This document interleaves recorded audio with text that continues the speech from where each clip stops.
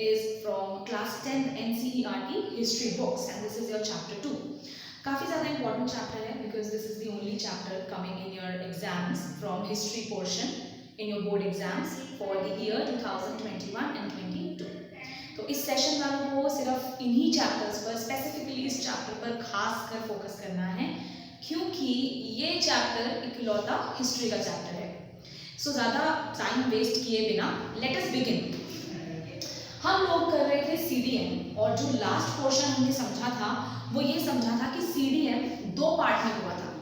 एक था CDM 1, I hope you people remember CDM 1 जो कि था 1930 to 1931. दूसरा CDM 2 जो हुआ था 1931 to 1932. अब आप लोगों को CDM 1 के स्टार्टिंग एंड एंडिंग मंथ बताए गए हैं. लाइकवाइज जैसे कि ये आपका 6th of April स्टार्ट हुआ था एंड एंड हुआ था 5th of March. काफी बच्चे सोच रहे होंगे यार इतनी डेट्स याद कैसे रहती हैं. विद रिविजन एंड प्रैक्टिस वैसे याद रहती है. तो CDM दो पार्ट में हुआ था और पहले वाला CDM बंद क्यों किया गया था उस पर पॉज लगाया था गांधी जी ने क्योंकि उनकी डील हुई थी लॉर्ड इरविन से. लेकिन वो डील क्रैक नहीं हो पाई. इरविन ने चीट किया, अपना प्रॉमिस फुलफिल नहीं किया. हेंसफोर्थ CDM 2 रीलॉन्च हुआ. ओके, तो CDM दो फेजेस में हुआ है और CDM में NCM की तरह ही इंडिया के बहुत से लोगों ने पार्टिसिपेशन किया. अब ये जो पार्टिसिपेशन है इसमें क्या क्या डिफरेंसेस थे वो हम यहाँ पर पढ़ेंगे. NCM हम जानते हैं, NCM जो था बच्चों वो हमारा फर्स्ट पैन इंडिया मूवमेंट था. अब फर्स्ट मूवमेंट था, जाहिर सी बात है कम लोगों को नॉलेज थी, बहुत कम लोगों को पता था और पार्टिसिपेशन भी थोड़ा सा लोअर लेवल पे रहा. लेकिन लोग मोर और लेस यूनाइटेड थे, खास करके हिंदू और मुस्लिम यूनाइटेड थे बिकॉज ऑफ खिलाफत मूवमेंट. एंड आई होप बहुत सारे बच्चे गेस कर पाए होंगे. और दूसरी तरफ यहाँ पर जो CDM की बात कर रहे हैं इसमें पार्टिसिपेशन और ज्यादा था. Gandhi ji, Congress, leaders, Indian political system, ये सारी चीजें फेमस होती जा रही थी. लोगों का भरोसा इन सिस्टम पर इंक्रीज होता जा रहा था. हेंसफोर्थ जो CDM है उसके अंदर ज्यादा लोगों का पार्टिसिपेशन था. तो अब हम यहाँ देख रहे हैं कि कौन से ग्रुप ने CDM में किस तरीके का पार्टिसिपेशन फॉलो किया. सबसे पहले let us talk about rich peasants, rich farmers, zamindars, leaders, money lenders जिनके पूरे पूरे गांव या बड़ी बड़ी जमीनें उनके हक में हैं. तो रिच फार्मर्स का पार्टिसिपेशन कितना था? हाई, बहुत ज्यादा था. क्यों इनका पार्टिसिपेशन हाई क्यों था? क्योंकि ये चाहते थे कि ये जो ब्रिटिश, ये जो हमसे इतने सस्ते में सामान खरीदते हैं और ब्रिटेन ले जाकर फाइनल गुड्स एंड सर्विसेज को हमें रिटर्न में देते हैं, ये सब बंद हो जाए. ये हमें हमारे प्रोडक्ट के करेक्ट प्राइसेस पे करें और हम लोगों का ये जो टैक्स लेते हैं जमीन का, ये लोग जो हमारी क्रॉप्स पर टैक्स लेते हैं, ब्रिटिश का तो कोई हक नहीं बनता है टैक्स लेने का. तो ये दो रीजंस की वजह से their participation was very high. And these rich people were very sure that Congress will help them to gain this achievement. कि कांग्रेस है तो वो हमें हक दिला देगी, ये उन्होंने सोचा.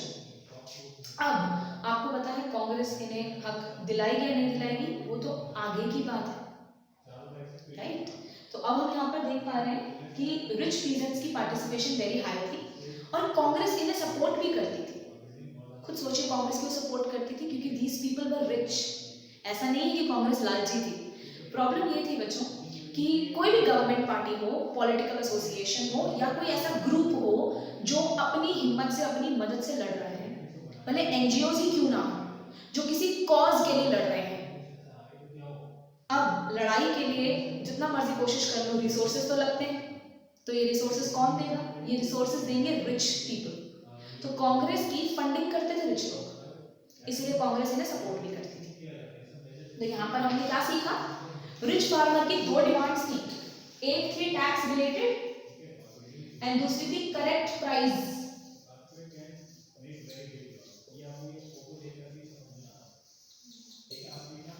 करेक्ट प्राइस फॉर प्रोड्यूस, जो वो बना रहे हैं उसके लिए एकदम करेक्ट प्राइस पे किया जाए। अगर आप करेक्ट प्राइस पे नहीं कर रहे हैं तो रिच फार्मर्स ने ब्रिटिश के खिलाफ अपोज कर दिया। तो ये दो रीजंस थे why they wanted to win the war against British, and they were ready to support Congress and Gandhi ji, and they supported with high esteem, enthusiasm. They protested और बहुत से प्रोटेस्ट हुए, टैक्स नहीं दिया उन लोगों ने किसी भी चीज का। ठीक है, यहाँ पर आप लोगों को बच्चों कुछ नाम भी दिए गए हैं, तो अगर आप अपनी एनसीईआरटी बुक्स में देखेंगे तो you people will also notice some of the community, name of the community, जैसे कि एक है पट्टीदार्स ऑफ गुजरात और दूसरे हैं द जाट्स ऑफ यूपी। तो उनका नाम यहाँ पर खास कर दिया गया है, पट्टीदार and Jats of UP and पट्टीदार ऑफ गुजरात। तो ये जो कम्युनिटी है बेटा, ये कम्युनिटी ने खूब साथ दिया, पैसे भी लगाए, रिसोर्सेज भी दिए और खुद भूखे प्यासे बैठे ये लोग प्रोटेस्ट पर, और इन लोगों ने टैक्स भी पे ऑफ नहीं किया। यहाँ पर खत्म हो जाती है हाई पीजेंट्स की बात। इंपॉर्टेंट क्या है, पट्टीदार गुजरात, जाट्स, रीजन क्या थे, टैक्स और incorrect prices paid by the British, और पार्टिसिपेशन हाई था या लो था, हाई। तो reason of participation, some additional information and high low participation, ये है हम लोगों का तरीका to understand how the various group of India participated in the movement known as civil disobedience movement. Next आ जाते हैं पुअर पीजेंट्स। यहाँ पर आप पहले से ही देख रहे हो, लिखा हुआ है कि पार्टिसिपेशन लो थी, काफी कम थी। लो क्यों थी? देखिए, जो पुअर पीजेंट्स थे वो ब्रिटिश से तो क्या लड़ाई करेंगे, उनकी पहली लड़ाई अपने जमींदारों से थी, रिच फार्मर से थी। रिच फार्मर क्या करते थे, इन पर टैक्स लगाते थे, ठीक है, इनसे रेंट मांगते थे, जमीन पर खेती करते थे ये लोग। खेती करने के बाद जो अब ये पुअर हैं, यानी कि वो जमीनें इनकी नहीं है, वो जमीनें इनको दी गई हैं, तो बहुत हाई रेंट लगाते थे जमींदार। अब भले वो रेंट लगाने वाले इंडियन हो या ब्रिटिश हो, कोई भी हो, इनकी लड़ाई जमींदारों से थी। तो ये चाहते थे कि कांग्रेस इनके लिए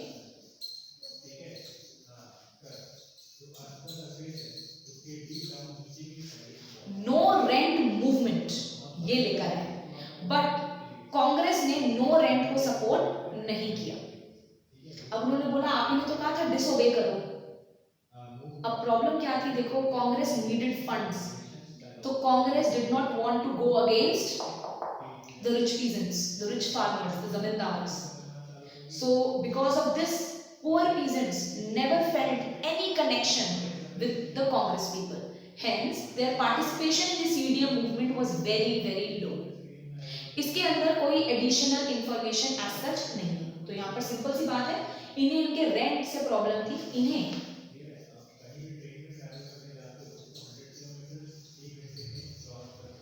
रिच लैंडलॉर्ड से प्रॉब्लम थी। वो रिच लैंडलॉर्ड ब्रिटिश और इंडियन कोई भी हो सकता था, बट कांग्रेस ने इन्हें सपोर्ट नहीं किया, इसीलिए इन्होंने भी सीडीएम में ज्यादा सपोर्ट नहीं दिया। अगले हैं बिजनेस क्लासेस, बिजनेसमैन।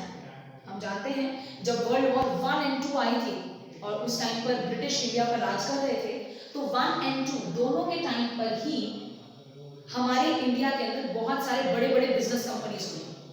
क्यों, ऐसा क्यों? ब्रिटिश हमारी मदद करते थे क्या? नहीं, ब्रिटिश को अपनी लड़ाई लड़ने के लिए, वर्ल्ड वॉर लड़ने के लिए खूब सारा रिसोर्स चाहिए था। तो वो रिसोर्स अब अकेले ब्रिटिश तो नहीं बना पाते, आपको पता है वॉर में क्या होता है, राइट?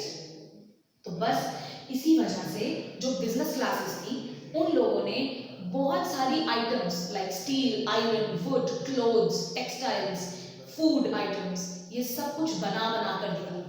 और इसी वजह से वॉर्स के टाइम पर, वर्ल्ड वॉर्स के टाइम पर स्पेसिफिकली इंडियन बिजनेसमैन का काम बहुत ज्यादा ऊपर चढ़ता चला गया।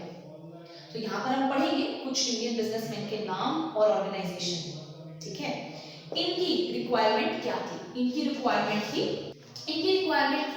कि क्या होता था, अगर इंडियन आदमी अपना सामान बाहर बेचता था ना, तो ब्रिटिश उस पर खूब सारा टैक्स लगाती थी, एक्सपोर्ट टैक्स, एक्साइज ड्यूटी। तो वो बोलते थे कि हम टैक्स क्यों दें, हमारे देश से सामान बाहर जा रहा है ना, तो ब्रिटिश हमसे टैक्स क्यों ले रहे हैं। ठीक है, दूसरा ये चाहते थे बैन ऑन फॉरेन गुड्स। और फॉरेन गुड्स पे तो बैन चाहिए ही होगा, क्योंकि फॉरेन का सामान आना बंद होगा तभी तो इनका सामान इंडिया में और दूसरी जगह बिकेगा। So that is the two demands they were meaning to get from Congress, and again these were the businessmen, rich people, so ये लोग भी कांग्रेस को बहुत फंड देते थे। तो कांग्रेस इनके जो भी आइटम्स थे, जो भी डिमांड्स थी, उनको फुलफिल करना चाह रही थी, कोशिश कर रही थी। they were trying to fulfill the demands of the rich business classes।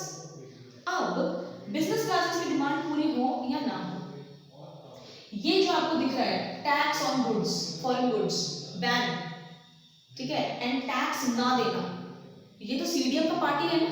CDM में गांधी जी ने क्या बोला कि आपको फॉरेन गुड यूज नहीं करना है, वही तो चाहते हैं। टैक्स वगैरह पे करना बंद कर दो, वही चाहते हैं। तो इनकी तो सारी डिमांड फुलफिल हो रही थी। अगर सीडीएम सक्सेसफुल हो जाता तो इनकी सारी डिमांड्स फुलफिल हो जाती, इसीलिए वेरी वेरी हाई सपोर्ट। तो आई होप ये आपको क्लियर हो गया होगा। Let me erase and add some additional information. ठीक है, अब बिजनेस क्लासेस के लिए मैं यहाँ पर आप लोगों के साथ कुछ एडिशनल शेयर करूंगी। ये आप जरूर बता लीजिएगा कि किसका हाई था, लो था।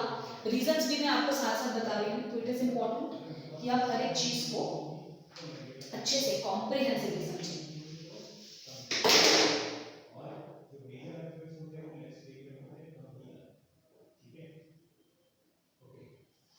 तो यहाँ पर आपको दो ऑर्गेनाइजेशंस के नाम दिए गए हैं बेटा, एक है आईसीसी और दूसरा है FICCI, इसको हम फिक्की भी बुलाते हैं। ये अभी भी एग्जिस्ट करता है, आप देखेंगे तो इवन एक मेट्रो स्टेशन भी है इसके नाम पर। ये 1920 में बना था, आईसीसी एंड फिक्की, ये 1920 में बना था, ये 1927 में बना था। इनकी फुल फॉर्म्स आप लोगों के लिए एक टास्क है, फुल फॉर्म्स निकालिएगा। इतना कह रही थी कि इनकी फुल फॉर्म्स सीडीएम वाले पोर्शन में मिलेगी और आपके एनसीईआरटी में मिलेगी। मैं चाहूँ तो अभी बता सकती हूँ, but I would not like to add, क्योंकि कुछ तो आपके लिए टास्क भी होना चाहिए। तो आईसीसी एंड फिक्की 1920 1927 इनकी डेट्स इंपॉर्टेंट है ऑफ कोर्स। इस टाइम पर ये ऑर्गेनाइजेशंस खुली थी। ये एक बिजनेस ग्रुप है, इंडियन बिजनेसमैन का ग्रुप है, जो एक दूसरे की मदद करके इंडिया के बिजनेसेस को स्ट्रॉन्ग बनाने का काम करते हैं। तो ये दो ग्रुप्स आप देख रहे हो, ये दोनों ग्रुप्स ने मीटिंग में अपनी अपनी मीटिंग करी थी और यही डिसाइड किया था कि सीडीएम में ये लोग अपना हाई सपोर्ट रखेंगे, यानी कि rich businessman were all in for participating in CDM. यहाँ पर आपको कुछ बहुत फेमस बिजनेसमैन के नाम भी दिए गए हैं, जैसे कि GD Birla, Purushottam Das, Thakur Das. So these are the few names being given for the business classes. Even Tata भी उन्हीं के टाइम पर आगे बढ़े थे, जमशेदजी टाटा के थ्रू। तो आईसीसी फिक्की, इनकी फुल फॉर्म मैंने नहीं बताई है, दिस इज योर टास्क। तो अभी तक हमने क्या पढ़ा, रिच पीजेंट्स और उनके रीजंस पढ़े हमने, पुअर पीजेंट्स के रीजंस पढ़े हमने, उनके पार्टिसिपेशन लेवल देख लो, high, low, business class, high. Next पर आते हैं on the other side of the boat, as you people can see. पहले करते हैं विमेन। विमेन का सपोर्ट लिखा है मैंने वेरी हाई, वेरी हाई। ऐसा क्यों था, देखो जब ब्रिटिश इंडिया में आए थे, ठीक है, तो ब्रिटिश ने काफी सारे सोशल रिफॉर्म्स भी इंडिया में किए थे। सती बैन हो गया था, विडोरी मैरिज आ गया था, एंड इवन फीमेल एजुकेशन को भी वो सपोर्ट करते थे। इंडियंस फीमेल एजुकेशन को सपोर्ट नहीं करते थे, बट ब्रिटिश हमेशा से करते आए हैं। तो इससे पहले फीमेल्स इतना ज्यादा बाहर नहीं निकलती थी, बट जब से इंडिया और इंडिया के अंदर पढ़ाई लिखाई इनहैंस हुई, इंडियन की काफी फीमेल्स एजुकेशन में आगे बढ़ गई। और अब उन लोगों को ये भी रियलाइज हो गया था कि females has to have their rights, उनके पास कुछ राइट्स होने चाहिए अपने। फीमेल्स को कोई राइट्स नहीं दे रहा है, आज भी फीमेल्स को एजुकेशन के लिए लड़ना पड़ रहा है। ये किस तरीके की इंडिपेंडेंस है, जब तक फीमेल्स को आप राइट्स नहीं दोगे, क्या इंडिपेंडेंस आप डिमांड कर रहे हो। और जवाहरलाल नेहरू जी ने ये अश्योर किया था कि आप हमारा साथ दीजिए, तो जब इंडिया इंडिपेंडेंट होगा तभी तो हम आपके लिए लॉ बनाएंगे, तभी तो हम आपकी बेटरमेंट के बारे में सोचेंगे। इसी वजह से फीमेल का पार्टिसिपेशन बहुत ज्यादा हाई था। तो फीमेल की क्या डिमांड्स रही थी? उनकी डिमांड्स थी obviously education and fundamental rights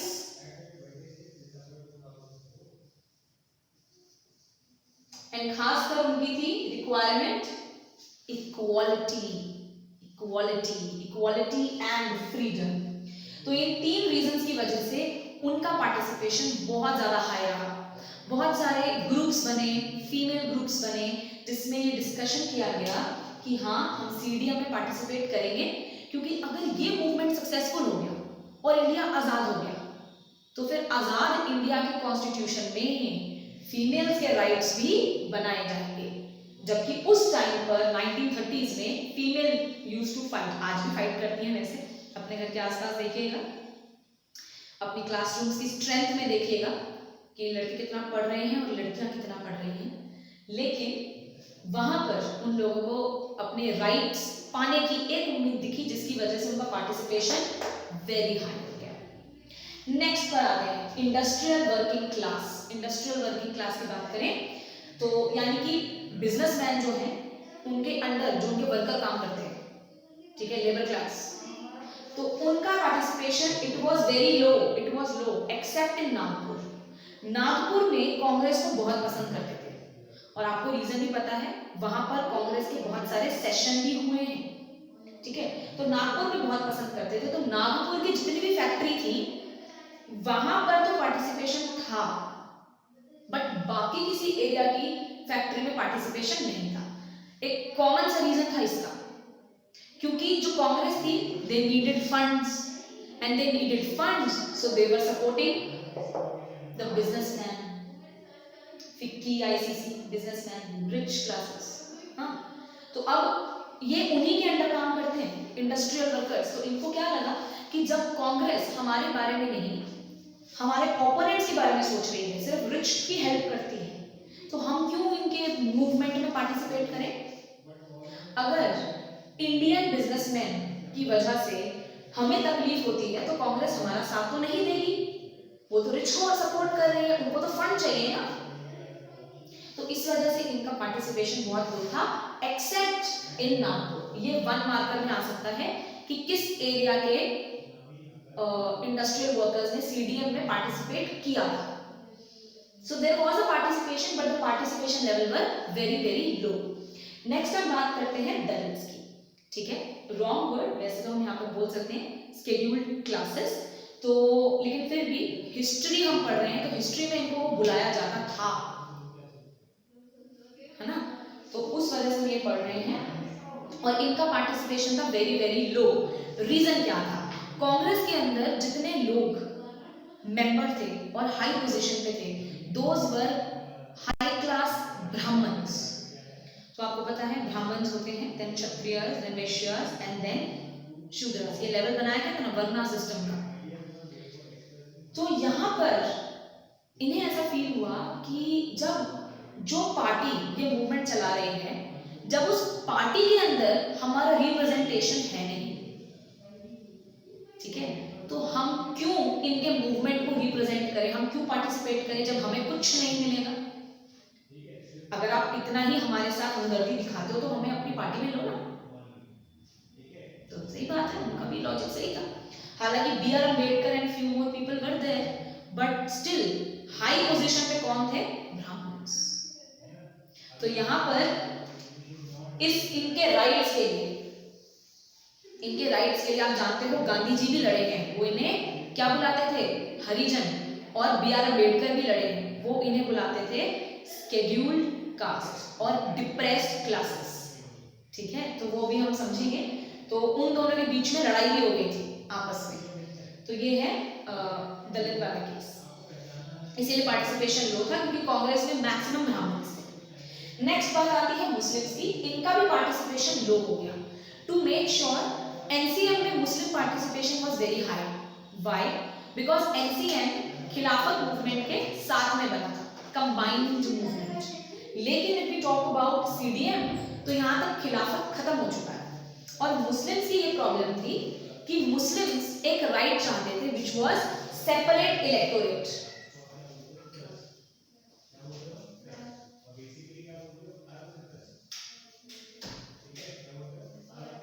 they wanted separate electorate, यानी कि जिस एरिया में मुस्लिम कम्युनिटी मेजॉरिटी में है वहां पर सिर्फ मुस्लिम लीडर ही आना चाहिए, ये इनकी डिमांड थी, जो डिमांड कांग्रेस ने बिल्कुल भी अप्रूव नहीं करी, ब्रिटिश ने भी अप्रूव नहीं करी। बट ब्रिटिश ने क्या कह दिया कि भाई देखो, जब तक कांग्रेस नहीं मानेगी हम कुछ नहीं कर सकते, उन लोगों की जो रेंज है, जो एक्सपोजर है वो ज्यादा है, तो आप लोग आपस में डिसाइड कर लो। तो प्रॉब्लम क्या हुई, मुस्लिम हिंदू वैसे भी पहले झगड़ते थे, उनके झगड़े आगे और ज्यादा डीप हो गए और उन्हें लगा कि हमें सेपरेट इलेक्टोरेट ये लोग इसीलिए नहीं दे रहे हैं ताकि हम लोग ज्यादा स्ट्रॉन्ग ना हो जाए, तो वो उन्हें सेपरेट इलेक्टोरेट नहीं दे रहे थे। इसके अलावा यहाँ पर एक एडिशनल इंफॉर्मेशन भी है। मुस्लिम्स के केस में आप जानते हैं मुस्लिम लीग एक पार्टी थी, ठीक है, और मुस्लिम लीग का झगड़ा भी हो गया था हिंदू महासभा से।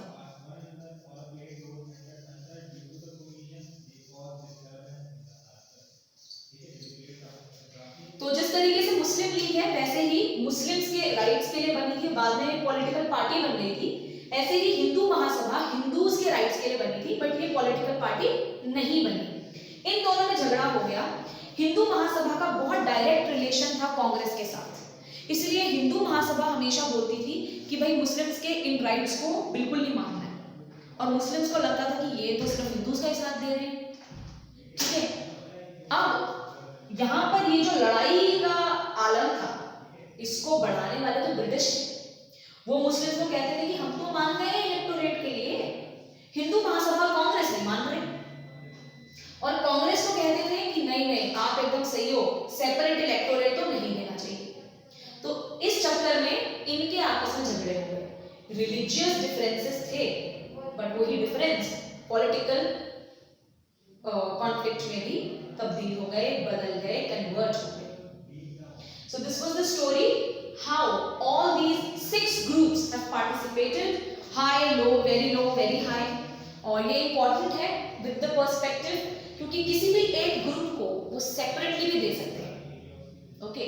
और यही रीजन है सीडीएम के फेलियर का भी, क्योंकि बहुत सारे ग्रुप्स आप यहाँ पर देख रहे हो जिन्होंने पार्टिसिपेट ही नहीं किया था। इससे रिलेटेड कुछ इंपॉर्टेंट क्वेश्चन के पार्ट भी आपको YouTube शॉर्ट्स या Instagram पेज पर डाल दिए जाएंगे for a quick revision and practice, important questions के लिए, तो उस पर जरूर नजर रखिएगा। यहाँ पर failure of CDM and participation in CDM, ये वाला पोर्शन तो हो गया है खत्म। अब हम एक लास्ट छोटी सी बात करेंगे इसी चैप्टर में। सो यहाँ हमने देखा कि मूवमेंट का सक्सेस या फेलियर, लोग कितना पार्टिसिपेट कर रहे हैं और लोग कितना बिलीव कर रहे हैं उस पर डिपेंड करता है। लेकिन लोगों को हम ये बिलीव कैसे दिलाएंगे, उनका फेथ मूवमेंट पर कैसे बढ़ाएंगे, उसी सिस्टम को हम कहते हैं नेशनलिज्म। लोगों के मन में नेशन के लिए एक आग पैदा करना, तो नेशनलिज्म को इंक्रीज करना है।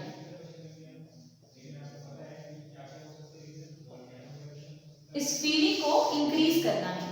इसके लिए लोगों को याद दिलाना पड़ेगा कि आपका नेशन ने आपको क्या दिया और वो कितना महान है। आप जो बने हो, आपके अंदर आपका कल्चर, आपकी सोच तक आपको आपके नेशन ने और आपकी कम्युनिटी एंड सोसाइटी ने दी है। यही चीज याद दिलाने के लिए, नेशनलिज्म को इंक्रीज करने के लिए बहुत सारी चीजें करी जा रही थी, जैसे कि फोक सॉन्ग गाए जाते थे, फोकलोर्स, ठीक है, स्टोरीज पुरानी, जिनको हम लेजेंड्स भी बोलते हैं, पुरानी कहानियां उन्हें सुनाई जा रही थी। वैलर की कहानी, शूरवीरता, जो लोग शहीद हुए, जिन्होंने बड़े बड़े काम किए, तो वो लोगों को याद दिलाया जा रहा था। अभी आप लोग भी सोचे, जब आप कोई मूवी देखते हैं जैसे कि उरी हो गई, सरदार उधम सिंह जी, भगत सिंह, इन पे आप कोई भी मूवी देखते हैं तो आपको अंदर से मोटिवेटेड फील होता है, राइट, और खुद भी कुछ ज्यादा करने का मन करता है, अपने एफर्ट को इंक्रीज करने का मन करता है। तो सिमिलरली ये सारी चीजें जब लोगों को सुनाई जा रही थी, इस जमाने में टीवी वगैरह कम थे, बट न्यूज़पेपर,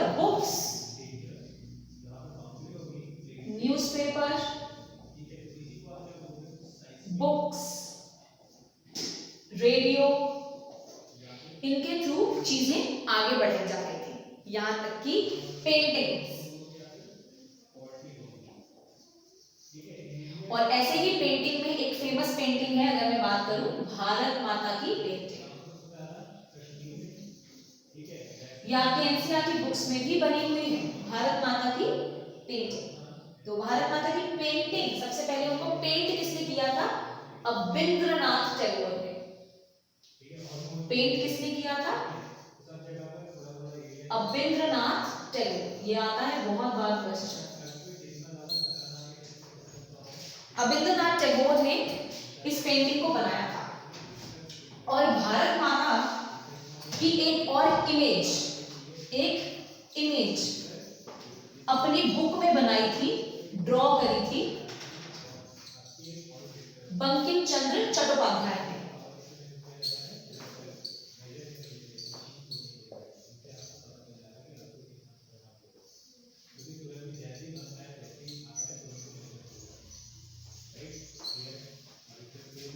ठीक है, बंकिम चंद्र चट्टोपाध्याय जी ने एक और काम भी किया है, याद भी आ रहा होगा बहुत लोगों को, इंडिया का नेशनल सॉन्ग दिया है, वंदे मातरम। तो वंदे मातरम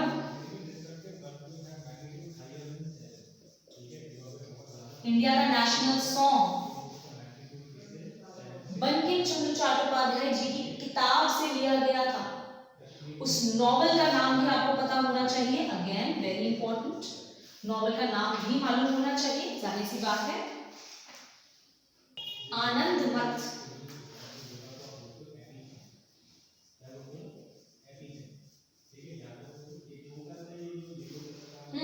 आनंद मठ, I hope the name is visible. ये बहुत इंपॉर्टेंट है।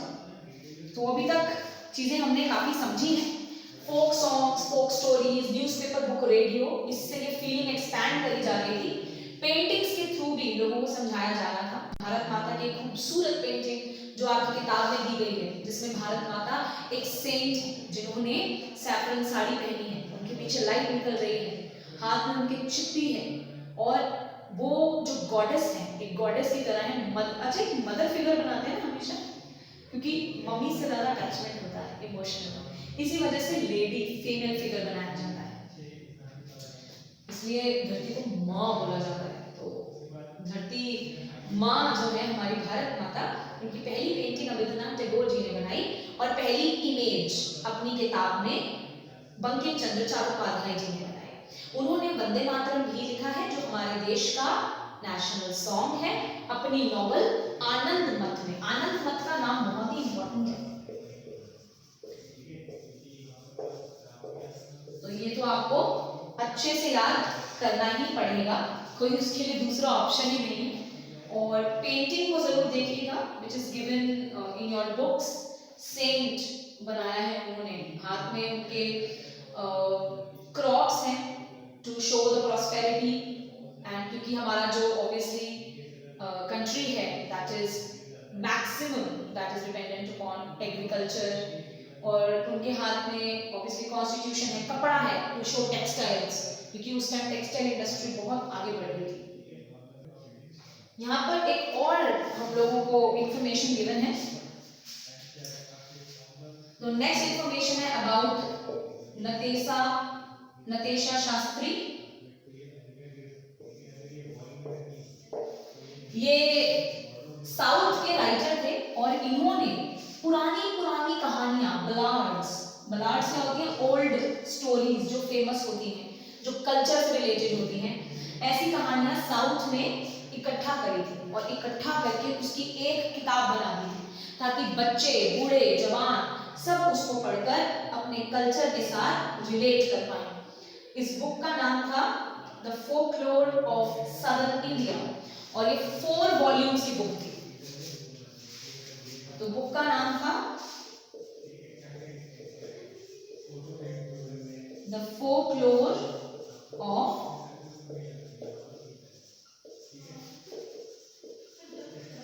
सदर्न इंडिया, और ये 4 वॉल्यूम्स में छपी, यानी कि 4 अच्छी खासी लेंथ की किताबें छपी। यानी कि देखिए कितना रिच कल्चर है इंडिया का, कि इंडिया के सिर्फ साउथ के कल्चर को लिखने के लिए ही 4 किताबें छाप दी गई, और वो भी जरूरी नहीं है कि सारा कल्चर समा गया, तो इतना रिच कल्चर है। इस कल्चर को लोगों तक पहुंचाया इन सभी माध्यम से, लोगों के मन में आग जगी और तब जाके वो मूवमेंट में पार्टिसिपेट करने लगे। सीडीएम की एंडिंग का आपको पता चल गया, राइट? सीडीएम 2 पार्ट में आया था, पहले वाले में चीटिंग हो गया, फिर दोबारा रीलॉन्च किया बट फेल हो गया। फेल होने का एक और रीजन भी है, भाई 2-3 बार एक ही चीज करेंगे और फिर भी रिजल्ट नहीं मिलेगा, तो लोगों को लगने लगा कि जो मूवमेंट है ये इतना ज्यादा अच्छा नहीं है। तो अब मूवमेंट से लोगों का धीरे धीरे भरोसा तो उठ गया था, लेकिन लोगों के मन में नेशनलिज्म जगाए रखने के लिए ये सभी चीजें जो मैंने आपके साथ डिस्कस करी ये की जा रही थी। इसके अलावा आपकी बुक्स में काफी छोटी छोटी और चीजें भी मेंशन है, तो do make sure that you people read that. जैसे कि यहाँ पर मेंशन है आपकी ही बुक्स में कि 1930 यानी कि जब सीडीएम चल रहा था, तो आपको पता है 1930 में सीडीएम में मुस्लिम्स की पार्टिसिपेशन नहीं थी, तो उस टाइम मुस्लिम लीग का लीडर कौन था? Who was the leader or president? Main leader कौन थे? मोहब्बत इकबाल। ये क्वेश्चन आया हुआ है और आई गेस आपकी बुक्स के पीछे भी है, तो ये प्रेसिडेंट थे उस टाइम मुस्लिम लीग के। आपकी बुक्स का पार्ट है, बुक्स में ही ऑलरेडी गिवन है, तो ये छोटी छोटी चीजों को मिस मत कर देना, जिसमें 1 मार्क्स आपको कंप्लीट मिल सकते हैं। ऐसे ही आप लोगों ने पढ़ा कि जो पुअर लोग थे उन लोगों ने भी ज्यादा पार्टिसिपेशन नहीं दिखाई थी, तो धीरे धीरे लोग जो थे वो रेवोल्यूशनरी बन गए थे। अब रेवोल्यूशनरी कौन होते हैं? एक्चुअली रेवोल्यूशनरी वो लोग हैं जिनका थॉट प्रोसेस कहता था कि लड़ाई झगड़े से ही हमें आजादी मिलेगी, या प्रोटेस्ट और non violence, this is not going to work. We need to show them violence, we need to show them कि we people, we Indians can fight you very well and this is our land and our house. तो इस चक्कर में HSRA ये army बनाई गई थी दिल्ली के